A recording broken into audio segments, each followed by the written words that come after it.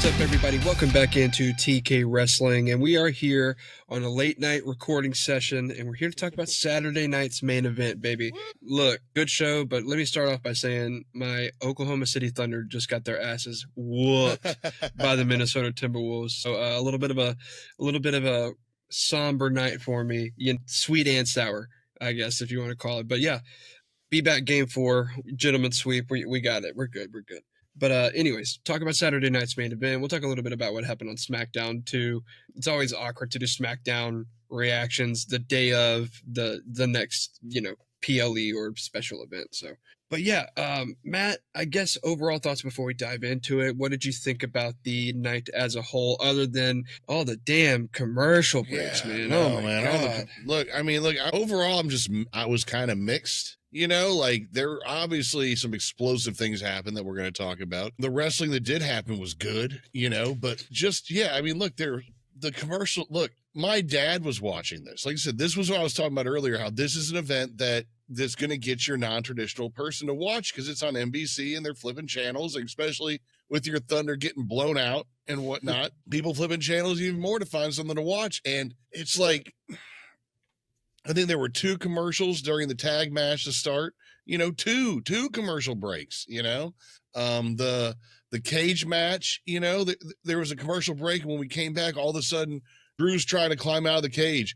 And when we'd heard this whole time, now these guys are going to climb out of the cage. So how to get to that point? I have no idea, and then like I said, you're going to tell me that you're going to take the most popular guy in the WWE, you're going to cut his entrance short, technically, I don't know. Like the only match I think that didn't get a cut for commercial was Cena's, and that's because it was like 5 minutes long or whatever. And hey, you mean when you say one of your popular, you mean Jey Uso? Yeah, that's what I was talking about. Yeah, his being cut. Yeah, I just wanted to clarify. Oh, my bad. So You're good. Yeah, Uso. Yeah, Jay's promo not promo. His entrance getting cut, and then like I said, even in that match, we had another commercial.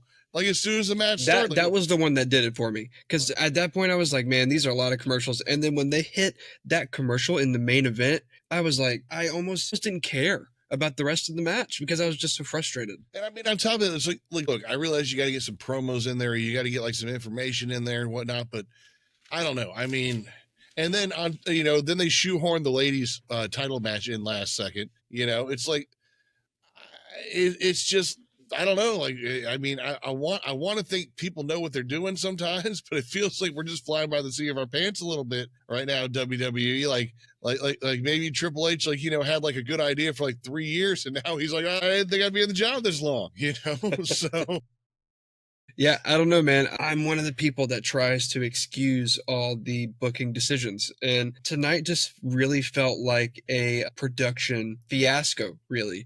It's like this is just 2 hours just isn't long enough when you want to pitch an event like this if you're going to throw all the commercial breaks and all the ads in, especially for people like you who pay for the premium edition of the streaming service that we have to watch it on. So it's like, man, for the amount of money you have to pay, for the amount of commercials you got, you could have at least given us the full production value of the show. And it seems like the commercials came in place of continuity of the actual product. Like, I'm curious why the women's match got put in there. Now, don't get me wrong. I've been harping for a women's match. It's not like I have a problem with like that at all, but to put it in so last minute, I realize it kind of comes off the back of SmackDown last night in the tag team match between B-Fab and Meechin. Meechin and Piper and what's the other girl's name? Alba Fire. Yeah. So, hey, but you're learning. It's good. No, it's good. I mean, it wasn't the Meechin and B-Fab look good, but I mean, anyways, but I guess it's coming off of that, or whatever. But man, like you said, you only got 2 hours. It's like you got less time than you got on SmackDown and on Raw to put together a show, So look, just don't. If you're not going to have the match in there, don't shoehorn in at the last second. I mean, and if that was your intention the entire time, I don't know. Everything felt rushed. Like I said, every match felt short tonight. Am I wrong? Did every match feel short? You're not. You're spot on. I mean, so every match felt short, and all of that. And maybe it's because, like I said, we took a lot of commercial breaks. Like I as a Seth Rollins guy, I don't think I saw Seth hit like a move the whole time. I don't think I did. I think the whole time I watched, I think all the moves he hit, if he hit a move, happened during commercial breaks. I saw Braun hit moves. I saw moves get hit on Seth. But yeah, anyways. So overall, this might be a C or lower for me for an overall. Now, storyline wise and whatnot, like just pure story, it's a B plus. But yeah, pacing, wrestling, just pure enjoyment. And then the fact, like I said, that you had the chance to capture, I don't know how many new fans, but you had a chance to capture new fans. And I mean, imagine getting really interested and then commercial break. And it's like, and even if you gain 50,000, 100,000 new fans, that's 100,000 new people that can tell other people about your product that may have not been knowledgeable or maybe have stepped away from the product in the past, and now they're like, man, you remember Saturday night's main event from when we were kids? We used to watch that all the time, and now it's just something like all of a sudden your 12-year-old sees, and they're like, hey, I kind of like that, and you're like, well, maybe I'll watch wrestling again. Or just and it's all the missed opportunity. Like the guy tuning in to watch Logan Paul get his butt kicked, or just watch Logan Paul in general, gets to meet Jey Uso, and like I said, you cut his entrance off in the middle. You don't get to see the whole thing in a sense, and that's part of the spectacle. I mean, Jey Uso just as Jey Uso out as he can with that kid, man. I love it. I love it. I love his entrances, man. So how are you going to cut that? And especially when they can do that whole picture-in-picture thing with the ads, like do that a couple times, especially for something like this. I don't know. All right. I'm going to get off and let's actually talk about the wrestling. But I just, like I said, no. I was complaining about the commercials the whole time, and you know that. So I'm there with you, dude. And before we jump into it, if I gotta be real, I hate to be like one of those common internet takes, but it's already making its way around post show that it just felt like a glorified house show, like a glorified Monday Night Raw. It didn't feel special, and it's like, eventually, even for the diehards like us, we start to be like, man, like, of course I'm going to watch it because I watch everything, right? But at what point am I supposed to start taking this show seriously? And I get it. You had some moments and sure, cool. Yeah, I don't know. It just felt like a way to hype us up for Money in the Bank in 2 weeks and not an actual solo product. It just felt like a way to hype up Money in the Bank even more. And then the Raw after that. Yeah, anyways, let's jump into it. Like you said, we started with the tag match. CM Punk and Sami Zayn going up against Seth Rollins and Braun Breaker with Paul Heyman in their corner. And look, like you said, a lot of commercials in between this, so we probably missed like a few key or pivotal moments. We don't know what we missed. Dude, we probably missed like 8 minutes of wrestling, Yeah. 8 minutes of 2 commercial breaks. You got to figure it's like three-ish minutes long, of commercial breaks, so 6 to 8 minutes or something. I swear some of those commercial breaks felt like they were 5 minutes long. Yeah. So. Agreed. We saw Breaker hit the cool diving clothesline spot onto the table. It seems to be one of his signature moves now. Right.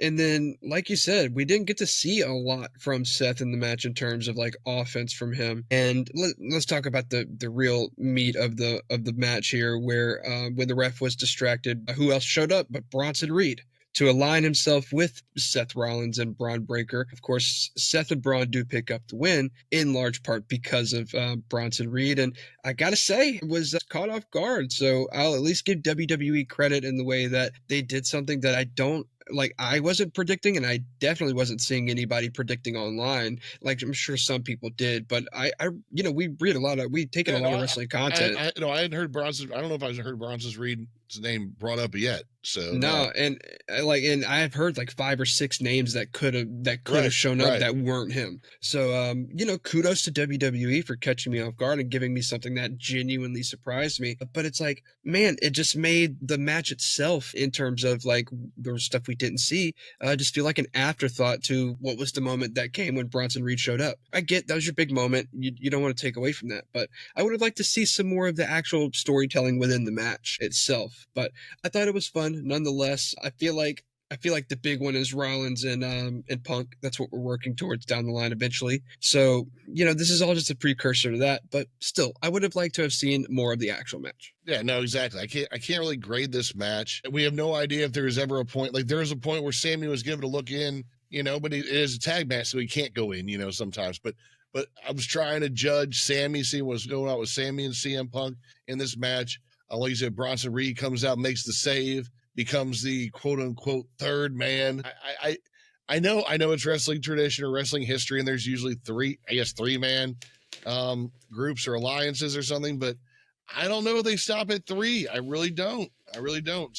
Um, anyways, we saw the only interference really element Bronson Reed, but that's the only one interference. The only real interference we saw was yet again Paul Heyman. A little tug on Sami Zayn's foot.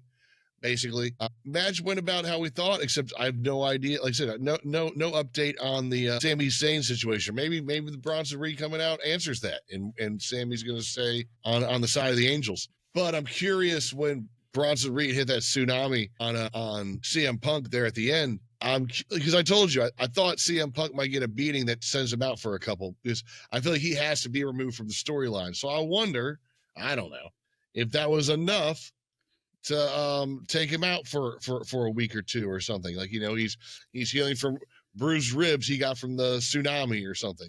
I don't know, something like that. So, because I feel like he's got to be out of the storyline for a week or two. So Yeah, I could see him maybe sitting out a week, and then maybe the Raw before Money in the Bank, maybe Punk shows back up and gets a lick in on Bronson Reed, and then maybe he demands a match against Bronson Reed at Money in the Bank, and we get like a thrown together singles match between the two, because that would be huge for Bronson Reed if you really want to capitalize on adding this guy to the group. Especially if we don't know if this is the last guy to be added. They were doing a good job. Like I said to you when we were going back and forth, I said that before he got hurt, they were doing a really good job of pushing him and making him feel like a monster. And so if you want to capitalize off of all that momentum that you left him with and that he's gained since he came back, win or lose, to be honest, a match against CM Punk right when he comes back would be huge for his career, I think. And so I think that's the logical first step for me. That's where I would probably go. And then you could even do Sammy versus Braun again if you really wanted to, or Sammy versus Seth if you wanted to at Money in the Bank. You could do something. I don't really know. But or maybe Braun's in the Money in the Bank, and that's how we get Sammy and Seth against each other, and just some little blow off matches to build towards Seth and Punk that we're gonna get eventually. But yeah, I thought it was all good in the beginning. I just wish I could have seen more of it. I thought it was a great match. I don't think anybody was thinking it wouldn't be. I think we all expected this to be fun. But right, yeah. So all right, we'll see. We'll see what's up. We'll see what's up. But a match that again we wish wasn't thrown in. The women's match next. Yeah. I mean, yeah.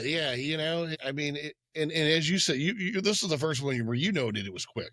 You wish it was longer. Yeah. So. Yeah. And it's, it's like, man, I love that the women's division has these intermediate championships, to help bolster the women's roster. I just wish that the United States Championship felt like it was being treated as importantly as the Women's Intercontinental Championship. The Women's Intercontinental Championship has a champion that is allowed to at least get on the mic and have these high-profile programs. And while I'm not saying Chelsea Green and Zelina Vega aren't high profile, they aren't really they're given some TV time, but this is not a proper build to get to a match. And I don't feel like they've done a really good job at executing, building excitement onto this championship reign. And honestly, I hate to say it because I love Zelina Vega. I think she's really talented and I think she is popular, but I feel like I get a lot of what I get with Michin with Zelina Vega, where she's great in the ring. She's really fun to watch. She has these cool entrances, but I have noticed that a lot of her entrances are pretty mute and she's not getting a huge reaction from the crowd. So I just wonder if, while it wasn't Chelsea Green tonight who took the championship, I wonder if the U.S. title is not long to be around Zelina Vega's waist. I think we might be looking at a new champion pretty soon. Who would you put that in that situation? I've heard rumors of Julia. If she doesn't win the women's Money in the Bank, then right. Julia's a really good way to legitimize an NXT call-up that you just signed to the main roster. And look, Julia's no scrub. I was actually funny enough, I was just watching a match of hers from Stardom earlier today, and it's no secret that Julia can go in the ring, but I just would hate for her to be a product of a too little too late in terms of capitalizing on building her to be a legitimate threat. I would hate for you to wait a year or two before you even think about putting her in the championship picture. And look, it's early in this championship's lineage. Why not cement her as the greatest U.S. champion to exist thus far? Why not give her that legitimacy and make her a real threat to the women's women's division, because if you give her a legitimate reign with this for 6 to 8 months, then all of a sudden you can jump her up to the main event. And now less than a year into her debut, we're talking about having her in the main event scene competing for the world championship. So I like Julia there. I'd have to think about others, but Julia's the one that pops into my head. I mean, really Julia makes sense. Like I said, we just saw her, beat Charlotte Flair and Vega, at SmackDown for the Money in the Bank qualifier. So that could make sense. Like I said, she gets the Money in the Bank. We're all kind of thinking Rhea's going to win it or whatever, but that's my feeling. Yeah. Yeah. I mean, that's most of the internet's feeling, is that Rhea's going to take it. So yeah, what to do next with Julia? Yeah, put her in the running now. Like you said, her and Zelina Vega easily. So yeah, I'm with you on that. Yeah, I like that shot. I think I wish I could tell you who I saw it from first, but maybe Santi said it. But yeah, I think it's a good shout regardless. All right, up next, a match that I thought was going to open the show, and, we'll talk about it. But we had John Cena in a non-title match against R-Truth. Third Eye Casey got a little something right this time about the R-Truth entrance. It was fun to see him come out. It was fun to see him come out to the John Cena music and, the bright colors and stuff, seeing the merch. I actually, funny enough, saw somebody posted in one of the wrestling groups I'm in on Facebook or something that they got the R-Truth special edition shirt for the night at the venue. So I was like, oh, well, he's got to come out in that. Yeah, it even said like Ron Cena. We had tape over I loved it. It was funny. But yeah, look, dude, I think we probably both expected a little more out of this one. It was pretty short. You asked me if this was considered a squash. I don't think it's a squash. I just kind of think it was a bad match. I just wish we could have seen bad match, maybe too much, but I've been seeing it's not getting a lot of great reviews, and I just wish that maybe we could have gotten even an extra 5 minutes out of these guys and really seen maybe a little more of like a hesitation from Cena to be that evil bad guy that's really conquering the only guy that has ever really supported him 100% in his career, And so I just wish that moment, as little as it may be in the tale of John Cena, right? I just wish that maybe for a moment we could have highlighted it a little more and really honed in on it a little more. And it just, as of right now, especially with what happened later on in the night and the match that we got, that we got confirmed is going to be happening in 2 weeks that we'll talk about later. This just feels like maybe, especially with the limited reaction of Cena in the match, like, does it really matter in the grand scheme of things? And you can argue this may have been the storyline that should have mattered most in the turn of Cena back to the Cena that we all know and that we all love, even if we couldn't show it right the first time, right? So it just feels like a bigger moment that could have happened and that they could have capitalized on it a little better. And that had to be my biggest criticism. The match is what it is. We knew that these guys weren't going to go out and have like a 5-star spectacle, but maybe just an extra 5 minutes, I think, and would have done a lot for it. Yeah, I don't know. I see this, and again, this is my problem with this match is that it happened on Saturday Night Main Event. This is not the match that the general public needed. All right.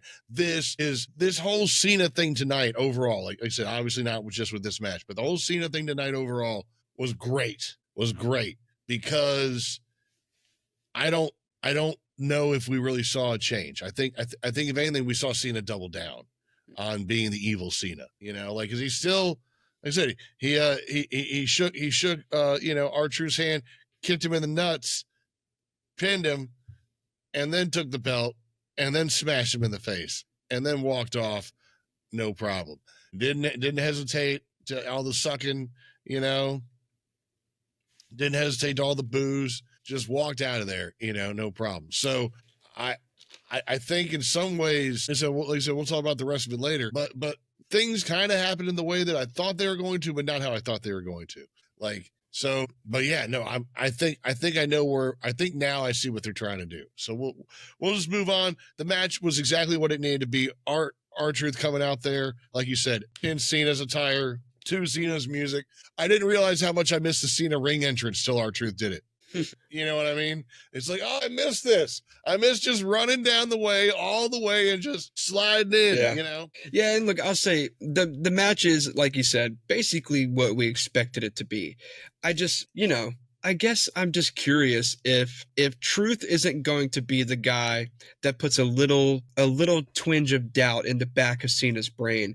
I just wonder who's left in the WWE that could make that one little tiny spark that might ignite a flame later down the road. They gave you the answer. They gave you the answer tonight. They already did it. I just don't like that answer. I guess maybe that's it. Maybe that's it. That might be true. So all right. On to the next match. Look, I think a match that if it were on a PLE, I think maybe would have been, I don't think this was a bad match, but I think it might have been the upper level of what we wanted this rivalry to end on if it were like at a higher profile PLE, or maybe even in a Hell in a Cell. Maybe, I don't know if another Hell in a Cell is too soon for Drew McIntyre against Damian Priest, but because he just had the one against Punk last year. But man, I didn't hate this match. I really liked this match. I thought it was a good match.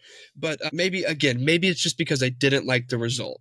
Maybe that was what it was. I just disagreed with the result.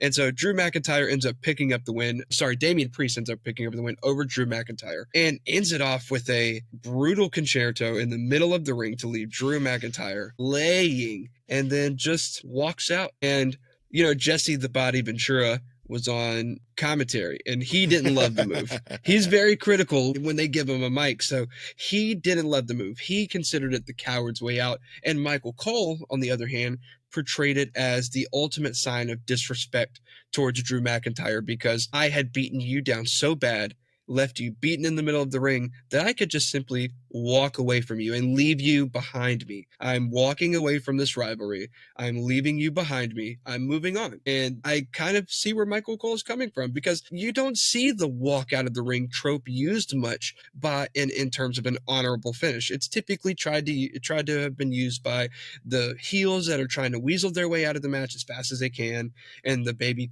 always pulls them back in before they can escape. And we haven't really seen too much of like a guy just being like, yeah, I beat you down so bad and I'm just gonna go, and then he actually just goes. Like when he stepped out, I thought he was gonna turn and walk back and go do some more and win it in the quote unquote right way. And that's why I personally feel, Matt, we've been talking about this back and forth. That's why I personally feel like this is done and this is over between them. He had the chance to go back and he decided, you know what? I'm good. I've done what I needed to do. I have nothing left to prove. I am walking away from Drew McIntyre and leaving him in my rearview mirror. And I'm going to say something, and we won't know till it's all said and done, right? I wouldn't be shocked if this is the last time ever in their careers we see Damian Priest versus Drew McIntyre in a WWE ring. I'm just saying, they're already at a 5-match series, and I don't see them facing each other anytime soon. And there's just so many directions that they each could go that I think the universe might be saying this is it. And I just can't see it coming back. So I thought it was a really fun match, and I can't explain what. I just think it was missing something that really put it to that A+ 5-star level. I just can't find it, but I think it was a fun match, and I think a fun end to this rivalry. I think I just maybe would have preferred Drew to have been the one walking away. I felt like he needed it more. Yeah, when we did the predictions, I felt like every match could go either way except for the Seth Rollins Braun Breaker one. So I wasn't entirely surprised when Damian Priest won. With that said, this match suffered from two things. I feel like commercials. Because, like I said, we came back for that commercial break and Drew's trying to climb out of the cage. And then B, the fact that Drew and Damian both tried to climb out of the cage when they've said repeatedly that one man's going to leave on a stretcher. You know what I mean? Like you can't say that repeatedly and then try to climb out of the cage. So I feel like that was missing. I feel like, they kind of had a spot from the top of the cage, but I want to see somebody maybe, do some sort of, whatever, frog splash from the top of the cage, something like that. I want to see some. I mean, how awesome would it be if Drew hit like some frog splash and the whole ring just crumpled? I mean, when's the last time a ring's crumpled? When's the last time they did that? I mean, it's probably been close to 10 years at this point. Well, no. I think Roman and Brock might have done it like 5 years ago or so.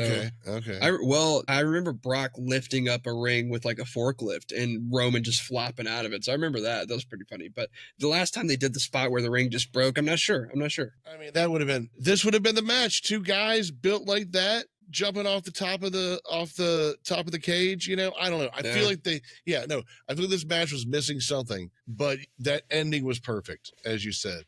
The concerto. Drew looked like he was dead. He sold that. He sold that as well as KO sold that through the ladder against Cody Rhodes. you know? Well, now knowing what we know about Kevin Owens' injury, he might not have been selling that. He might have tweaked it a little more. Well, apparently going into this match, Drew had something going on with his neck.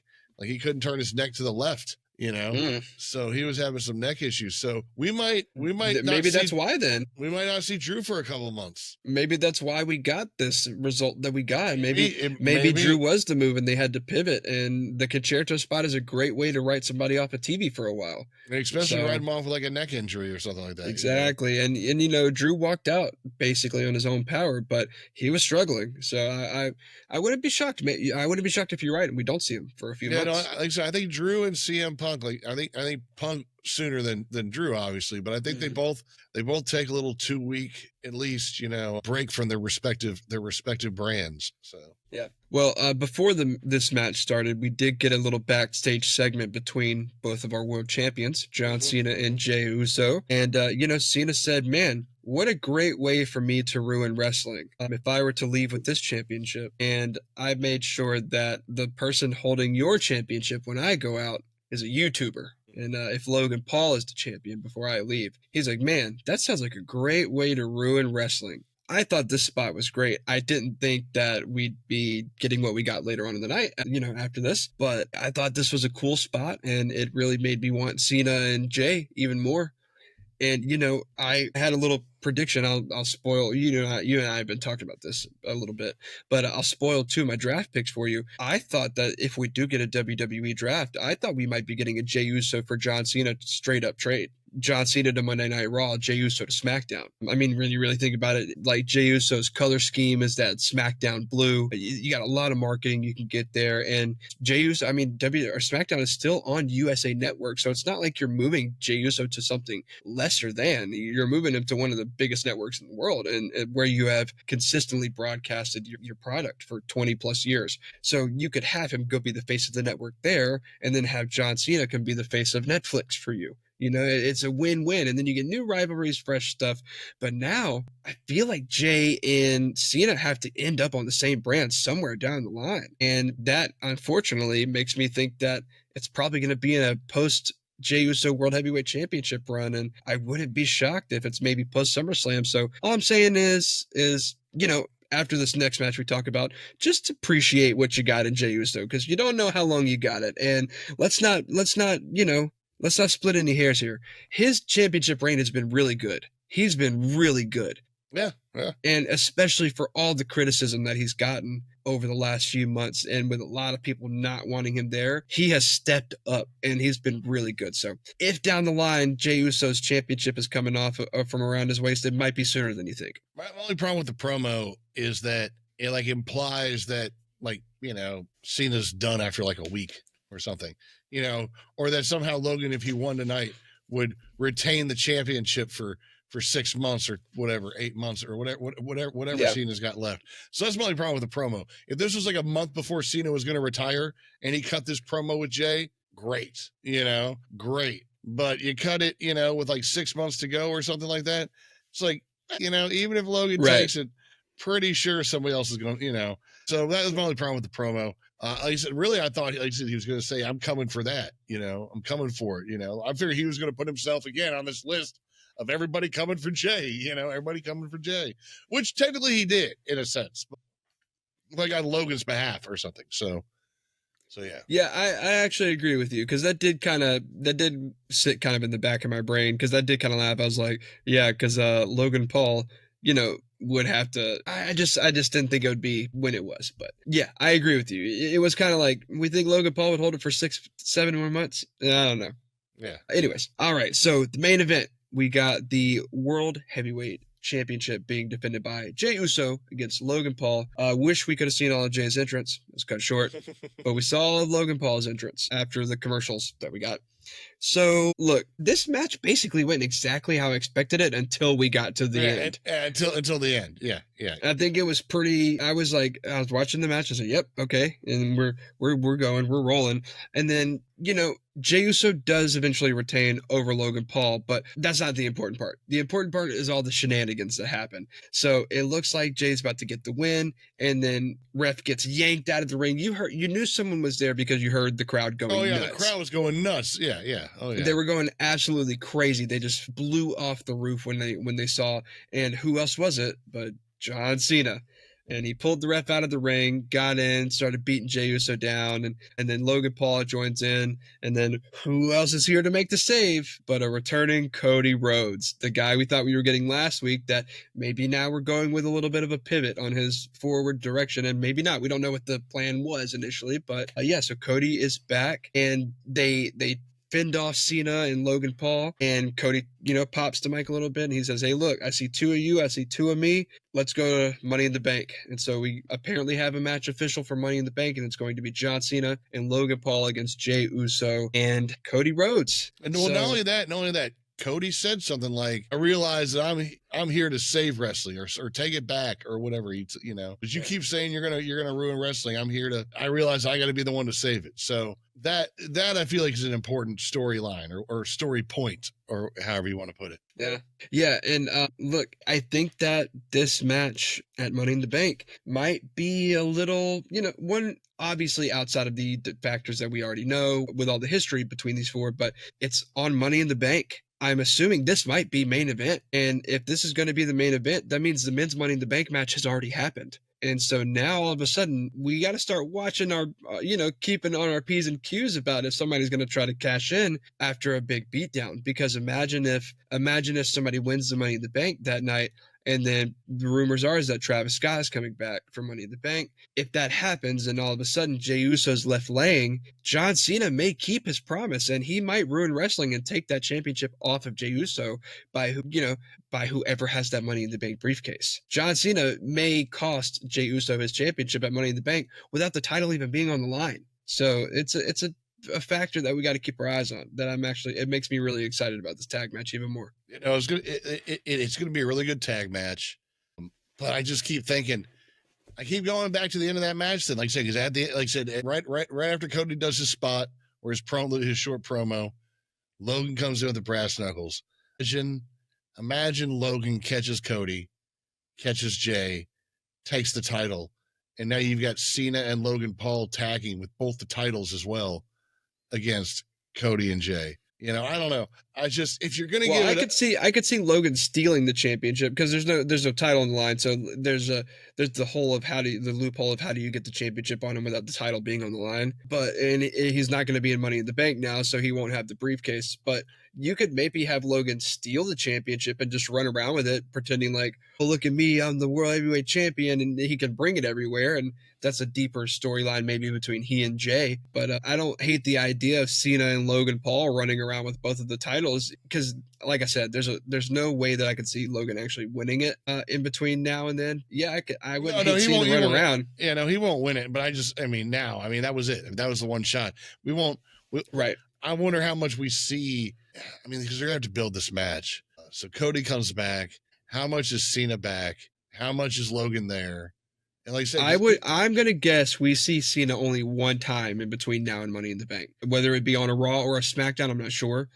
And max twice, because there's gonna be 4 shows in between. You might see him on half of those, but I would venture to guess one. That would be my guess. And it's a little helpful that you got 3 other guys you could build around to help build this up even more that are actually going to be there. Yeah, with the dates being as limited as they are, I'd have to check the confirmed dates that he's going to be there for sure. But I'd imagine it's only 1 or 2. All right, so you want to look to the future? Anything else you got for this Saturday night main event? Yeah, look, WWE, if you want people outside of the diehards to take this shit seriously, you gotta work out the kinks. Because it's like one of them we complain about, like, man, I can't believe we're getting Jey Uso and Gunther already, and then you're like, oh well, we're actually gonna do Jey Uso and Gunther at WrestleMania, and it's like, well, then why'd we get it at this one? And then this one, it's like, man, I wish I could have seen half the show, but it felt like half the show was cut off by commercials, and you cut off the worst parts with commercials. So it's like, if you want us to take it seriously, you got to treat it seriously. It's not enough to give us good moments. You got to give us good wrestling too. You got to give us a good product. Like, look,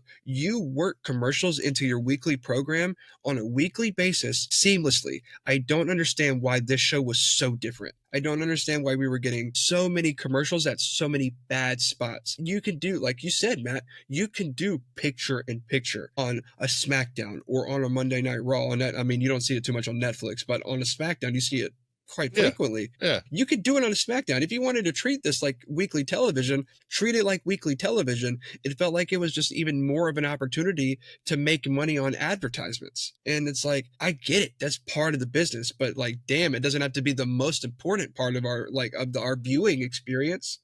So I just like, look, dude, like you said, I'm not going to call too much into the question of the book, the questioning of the booking, whatever. But as someone who is, I'm not advanced, but as someone who knows some levels of production, it just felt like a jumbled mess tonight.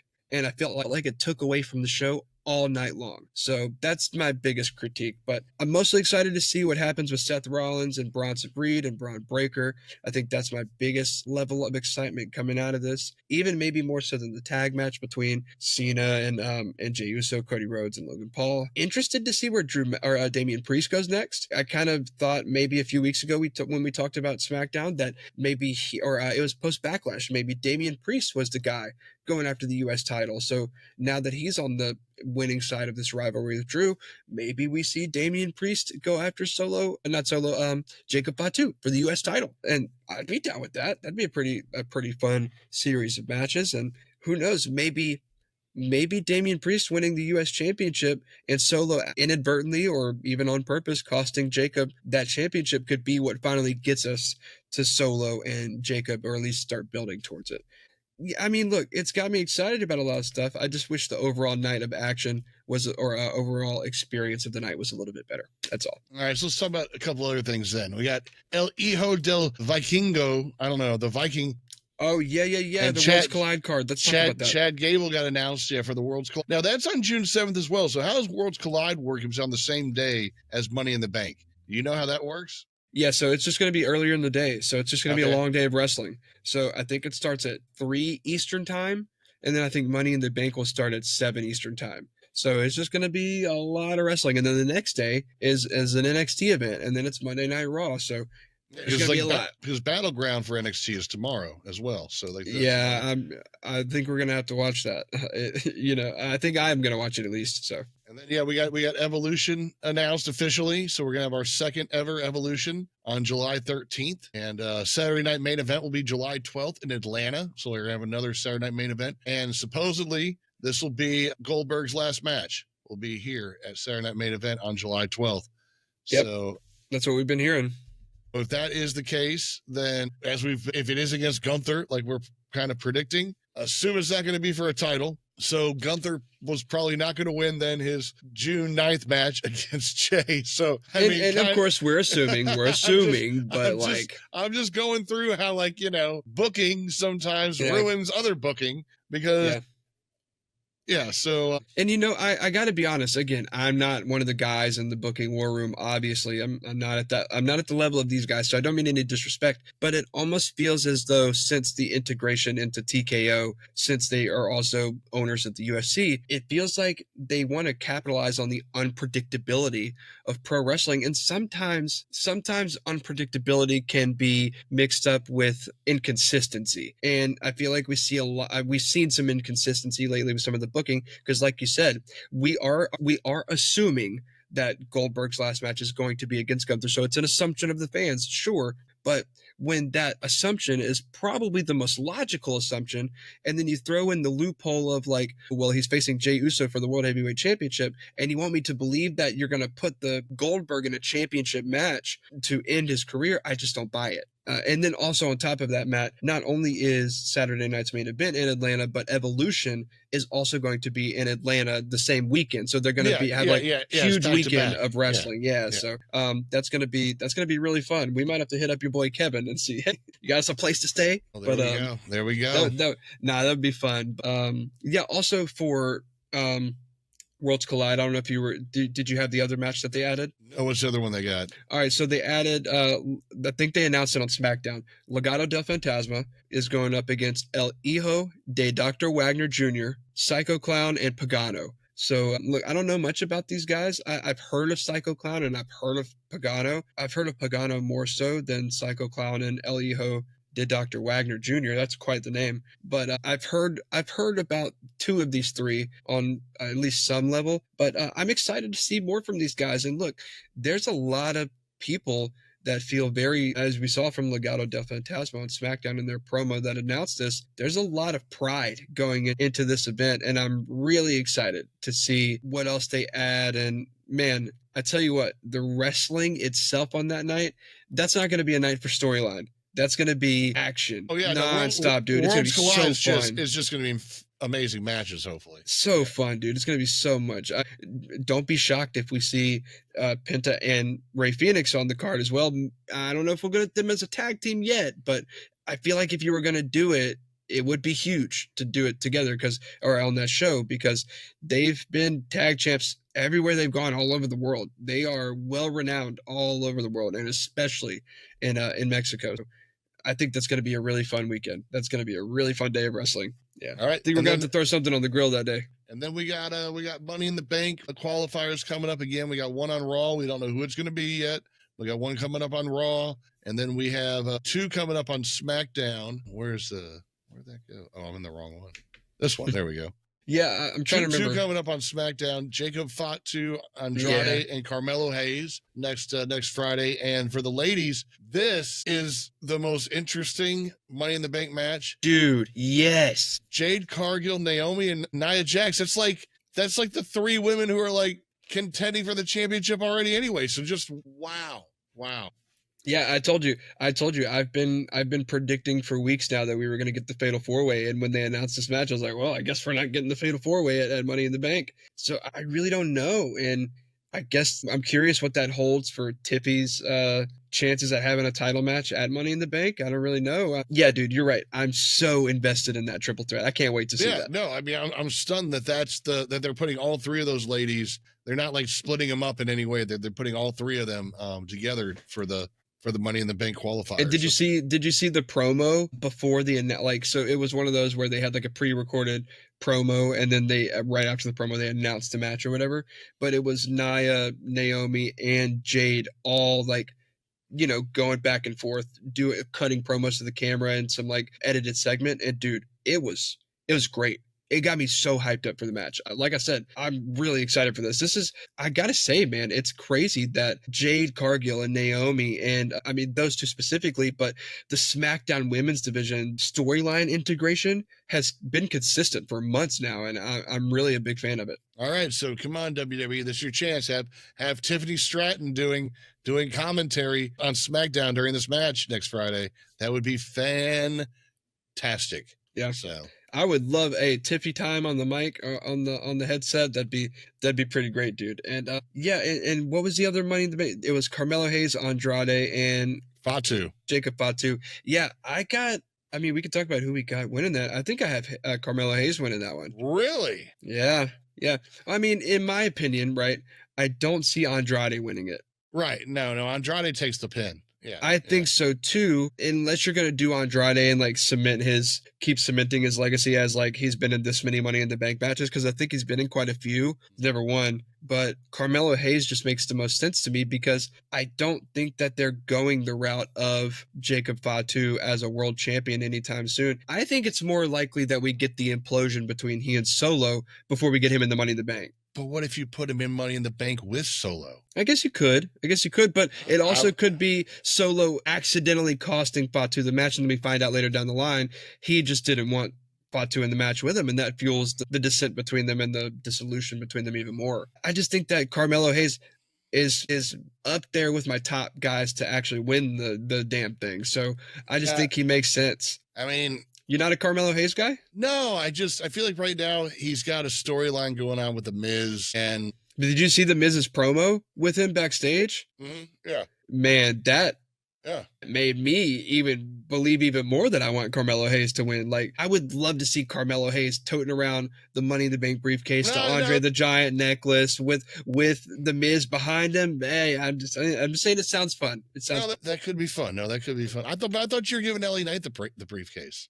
That's what I'm saying. Carmelo Hayes would be up there. I think LA Knight is my favorite to win it. I think he makes sense, but even if you don't have LA Knight win it, I think Carmelo Hayes would be my next guy. I just feel like The Miz can't get out of his own way, or can't get out of Carmelo's way for sure. And so somehow The Miz is like, he's like Carmelo's solo in a sense. It's like this guy's going to screw you up somehow, and we just don't know It's when it's eventually going going to happen. Yeah, it's to. eventually going to happen. We just don't know It's when it's eventually going going to happen. Yeah, it's Yeah. eventually going to, and it could be. Look, it could be once John Cena's gone. It could be Carmelo Hayes down the line actually winning that world championship from someone. Because after he wins it, he's got a whole year to hold it, and Cena's leaving, and by the time he would win it in 6 months, so you've got half of the Money in the Bank briefcase tenure to really let him sit back and see how the world championship scene evolves. And by that point, maybe you're giving guys more chances at those world championships, because let's not pretend that Carmelo Hayes is the biggest guy. Like, it would be a really big deal if WWE went with him as because it's not the World Heavyweight Championship. So you're still not building the lineage of that. You're talking about the main title, the title that Cena held before he went out. So that's a big deal to put it on Carmelo Hayes. And I would love even if Miz stuck with him the whole way, it's like once he wins it, you could either go with the Miz approaches him and he's like, hey, look, I got you here, and I think it's only fair that I get a shot at it. And then you could have a nice little match between them or whatever. Or he could stab Carmelo Hayes in the back and he's like, I got you here, and now I want what is rightfully mine. And then you could have Miz go after him, and that could be the first program after he wins this championship to really catapult him, and then he can move on and start taking on some more high-profile names. All right, Third Eye Casey spitting some ideas for booking. Could work if he wins. Could work. I mean, I could see it. I can see Miz, or not Miz. I can see Carmelo being a fun guy to have Money in the Bank, like you said, to have the briefcase walking around for 6 months, like hanging out by the pool with the briefcase. Yeah, right. I mean, I can see Carmelo being a fun guy to have. So, you actually just gave me an idea, because that could be like one of the storylines when their little backstage segments or whatever. You could have Carmelo Hayes. Let's say it's around SummerSlam, right? Let's say he's won the briefcase. He has no intentions of cashing it in, and you could even play on the whole John Cena thing. You could be like, he's like, look, man, I got a year to cash this in. He's sitting by the pool with the briefcase next to him, and he's got a shirt off. He's tanning, bro.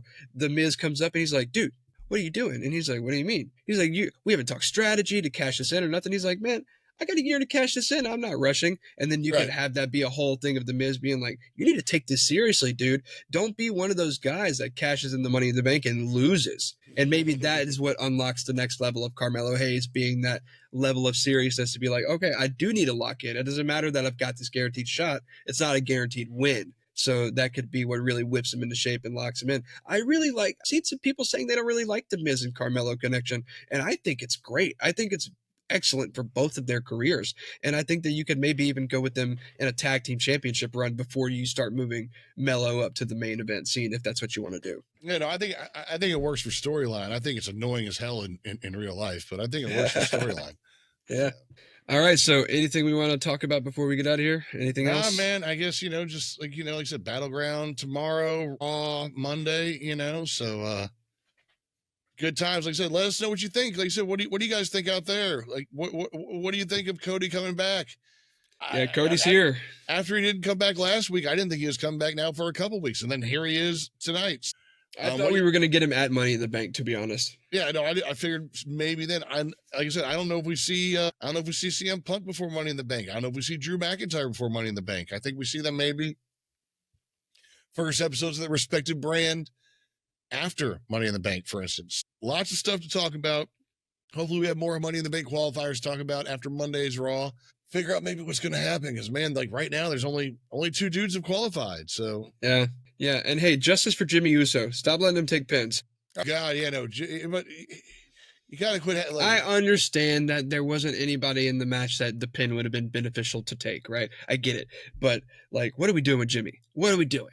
Because, he's so good. Jay's coming back to save him. Just wait. There's going to be, like, some Jimmy storyline we ain't seen yet. I'm telling you, man, post World Heavyweight Championship run with Jay, we're getting another tag run with these two. And, like, if nothing else, I'm just surprised we haven't seen a promo. Like I said, I know they're on different networks, but I'm surprised we haven't seen a promo or something cut after Jay won the championship. I mean, we saw Jimmy come in there and celebrate with him when he won it, exactly, but we haven't really seen, like I said, we saw that pre-talk, pumping him up, all this stuff, we had all this Jimmy J with Gunther, little pre-build, but we never really had that actual moment, backstage or something with Jimmy and Jay, right? I mean, or did I miss it? Like we haven't had.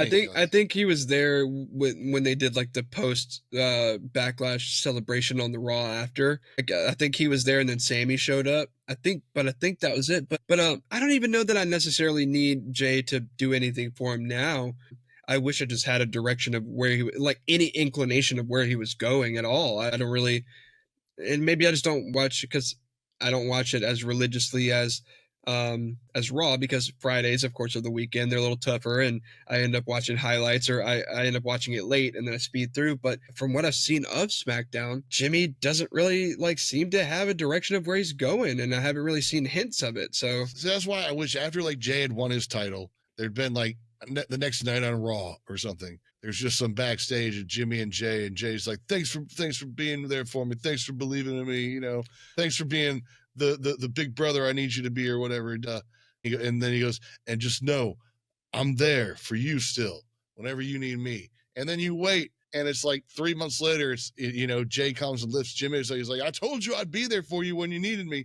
And it's just that nice little callback, Yeah. So I just wanted that, because then we can have a Jimmy spiral. Because think about it. If anything, he just helped his brother technically win a championship.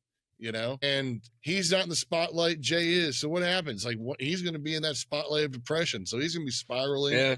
Well, and you could argue that, because I see where you're coming from, and I think you make some good points. But I think you could also argue that after how many times Jimmy cost Jay championships in the past when they were feuding and they weren't getting along, like because he cost him his tag team championship, right? He cost him his Intercontinental Championship. He cost him a chance at the World Heavyweight Champion, or at the World Championship when he was facing Roman when Jay and Roman faced off at SummerSlam a few years back. So I guess you could argue that Jimmy helping him win that World Heavyweight Championship by unlocking that side of Jay that we hadn't seen yet. I think that's the way that you could say Jimmy helped right that ship and made things even regardless of all that. Yeah, I agree with you. I wish maybe we saw a little something, and maybe we will down the line, because again, we don't know what's happening yet. So maybe we're just not in that situation yet. Regardless, you're right. Jimmy needs a story. Jimmy needs something. He does. We need to see Jimmy just coming out to eat pins. We need to see Jimmy say something. And we kind of got a little bit of a story with Solo and him. Solo trying to get him back in the bloodline. And we'll see where that goes, because that could be really interesting. Like, what if we keep thinking that Solo and Fatu are going to have a fallout, and they're not, and instead Solo's going to create this new bloodline that actually works, Hey, by the way, I had no idea how, like, I thought JC Mateo was taller, like him and Fatu next to each other. Like, he's like 6 inches shorter or something. I thought he was like Fatu's size, or that I don't realize how big Fatu is, but I thought Mateo was and then what's his finisher called? The Tour of the Islands or something like that? What's it called? I think that's what it's called. I'd have to look up. That's so great. I love that. I love that move. Yeah, so he's not like super short, but he's 5'10". And how tall is Fatu then? Probably 6'1", 6 foot. But at the same time, that's always been a big criticism of Jeff Cobb, now known as JC Mateo, is he's always been on the shorter side, and a lot of people argue that's one of the big reasons he wasn't signed a lot earlier. So you're not crazy when you look at his height, because I think a lot of people noticed it. I noticed it tonight. I looked, I was like, man, he is short. Yeah, no, he's giving up 4 inches to Jacob. Yeah, and he's 6'2". I see. And then who knows? Like, if Jacob's wearing like some slight heel or something, and he gives another inch or something, So it was. I assumed they were the same size, so I saw them next to each other with Solo, and I was like, dude, short. Yeah, I didn't realize Solo was also 6'2".